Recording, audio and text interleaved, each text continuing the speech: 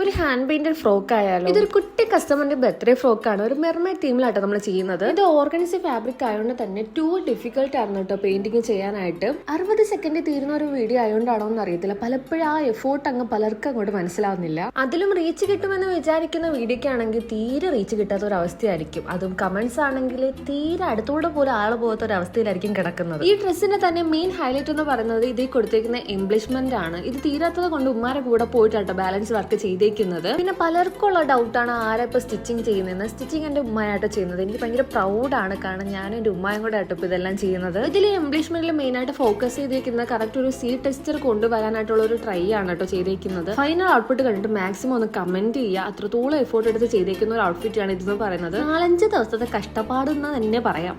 അതേപോലെ തന്നെ ഇത് ഇഷ്ടമായില്ലെങ്കിൽ ജസ്റ്റ് ഒന്ന് കമന്റ് ചെയ്തേക്കുക. നിങ്ങൾ തരുന്ന ഓരോ കമന്റ്സ് എന്നെ സംബന്ധിച്ച് വലിയൊരു മോട്ടിവേഷൻ ആണ് ഗൈസ്. ഇതേപോലുള്ള വീഡിയോക്ക് മസ്റ്റ് ആയിട്ട് ഒന്ന് സബ്സ്ക്രൈബ് കൂടി ചെയ്തേക്കാം.